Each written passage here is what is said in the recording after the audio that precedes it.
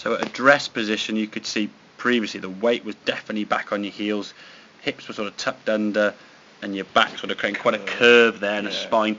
So as you swung there now to get the golf club to go back, you had to start leaning towards. You see that sort of red cone in the distance. You're moving towards that, and it may even disappear as you go forward. Not quite, but you'll see because you're leaning on your tiptoes now, your hands and arms are going forward. Look at the angle in which that club is coming down. It's pretty vertical. So from a vertical angle, it's almost impossible to square the club face up. It's only going to go right. Okay. As you come into the golf ball, now look how tucked up it all looks to try and get at your own way. You're trying to sort of really do whatever you can to sort of hit the ball to the left somewhere. You compare that now with a better angle here in your spine. Roughly, we're looking for 90 degrees there with those two lines from sort of hip to shoulder joint and the shaft angle. Without getting a protractor, that for me is pretty close to 90 degrees, those two angles. Okay. Now in terms of the swing going back, you can see we don't move towards that red cone as much. Okay. And as we swing back down now, look at the angle in that club now. The difference in that club just coming back down on the same angle it went back. So coming into the golf ball here now, at this point here, we're looking for the shaft to be on line with the ball. Now again, pretty exactly. Compare that to there. Nowhere near it. Okay. So now your arms are trying to go back over the top again, getting down very, very steep. The arms are really sort of over the top, trying to sort of hit the ball somewhere left. Look at this now. It's a lot more relaxed and natural in hitting it. Look at that. Your arms can just twist through, nice and relaxed. There's no sort of stress or sort of heave in that golf swing. Looks nice and fluid. Look at this. Look how when you get to where it all just tucks up and all gets a bit. Try and just do whatever you possibly can to send it somewhere in this direction, because all your shots have been going like so. Okay. So we can get a better posture. Just get that angle over the ball better. Now you can rotate around, and therefore the arms can now come back down to the golf ball in the same angle.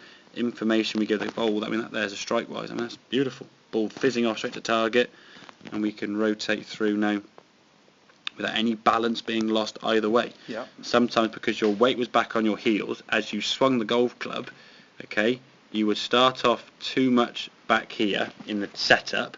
You would then swing to your toes in the backswing, and then try and come back to somewhere in the middle on the downswing. It's a very difficult move to make consistently. A lot going on there. Exactly. Anything in the length of time the swing lasts. I mean, that club's going back. But it goes back at just under 8 seconds there. So at the top of the backswing, we're now on our tiptoes, as we can see. You've now got to try and come back on your heels at 9.5 seconds. So literally 1.5 seconds, or less than 2 seconds, shall we say, of movement to try and move yourself back and forth this way. At the same time, trying to rotate. Well, your balance is always going to be lost there, Jeff. You're never going to stabilise that move. So if we can find the balance point now, roughly speaking, in the middle part of your feet. So we can rock back and forth on your feet there.